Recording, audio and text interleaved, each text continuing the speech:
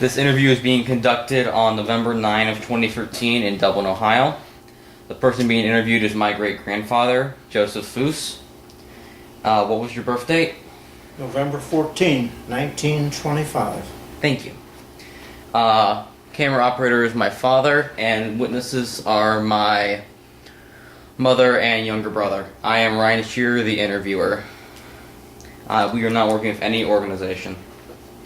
So, your war and branch of service was World War II Air Force? Air Force, U.S. Air Force. Right. And your rank was? Sergeant. And you did not serve in active combat, right? No, sir. So, alright, now we're getting on to the meat of the interview. So, were you drafted or did you enlist? I enlisted when I was 17. I graduated in the summer of 1943. And, of course, I was 17 then. So, my buddy and I, he was the same age I was. We decided that we wanted to enlist, and we drove to Cleveland, took the physical and everything they wanted to give us, and we both passed it. So we signed up and went back home, and then they called us when we turned 18. Okay. And you were living in Fremont at this time? Yes. Yeah, Fremont, Ohio. Fremont, Ohio. So why did you join the service? Well, the war was going on. Everybody wanted to go in the war. Well, I wouldn't say everybody, but most people, younger people, wanted to do their thing for the good of the United States. Did most of your high school go into the service? I really don't know, but I know there was some of them that turned 18 before they graduated, and they were drafted, and some of them enlisted. I had one buddy that he enlisted. He was older than I was, and he went into the submarine service, and he didn't come back. Mm. So it's almost like today, the war that's going on now, which is about over. Those military people are all enlistees. It's amazing how the country comes together and does its share to protect the United States. You picked your branch of service? Oh yeah, yeah. So why did you choose the Air Force? It beats going in the infantry.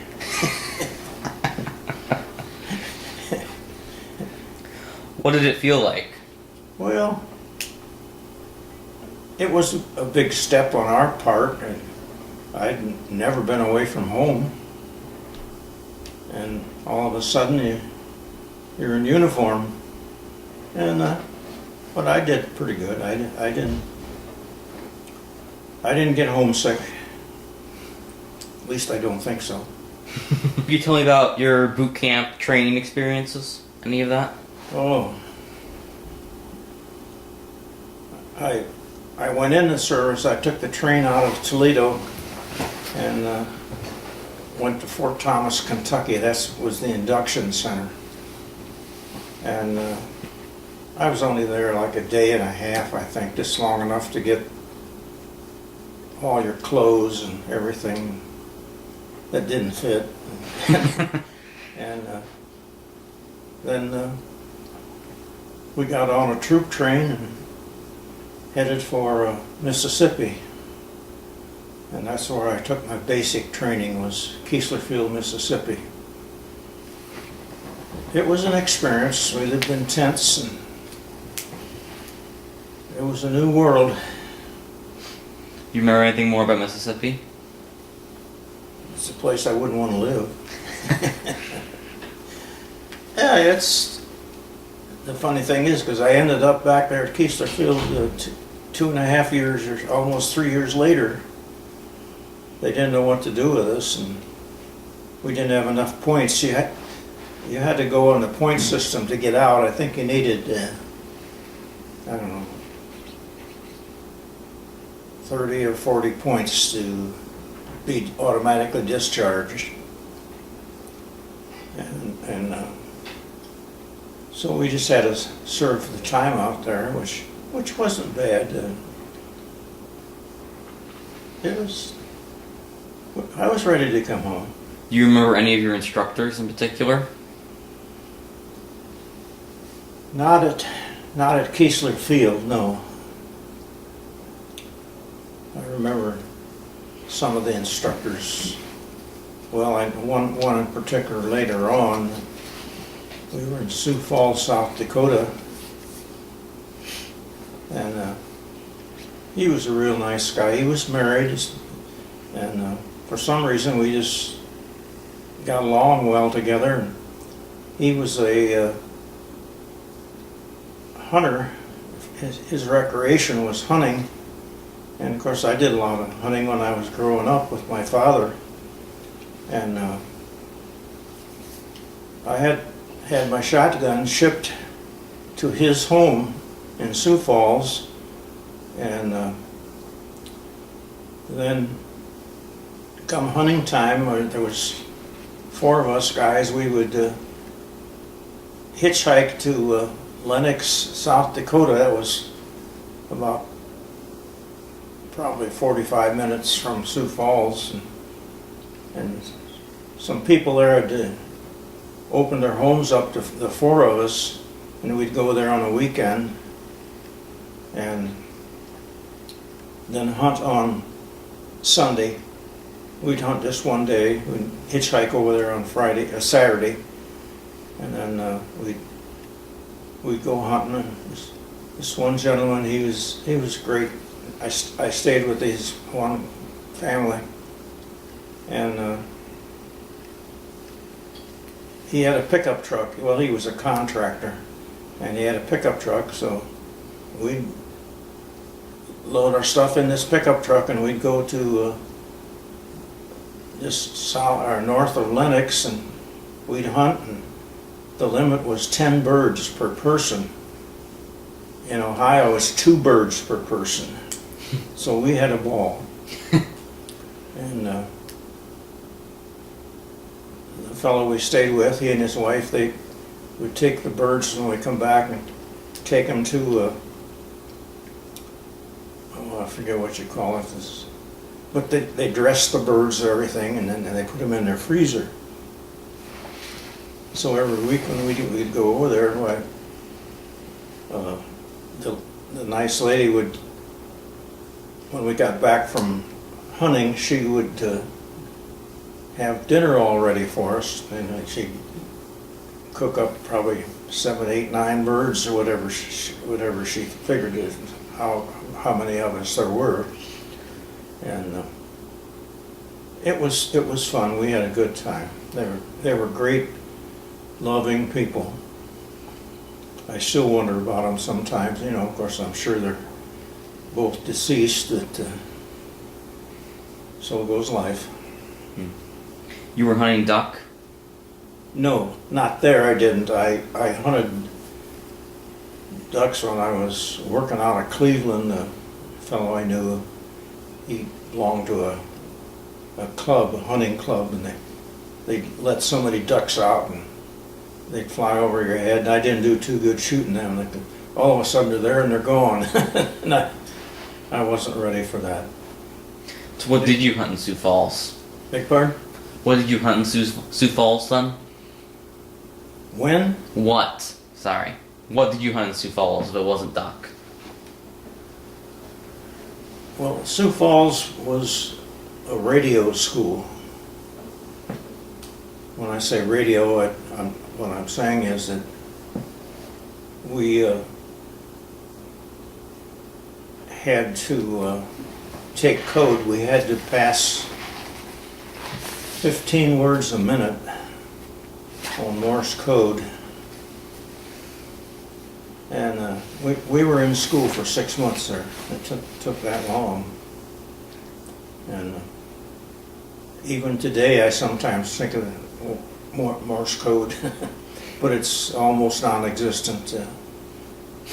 It's one of those things that during the war, World War II, Morse code was the thing, and now it's nothing. Hmm.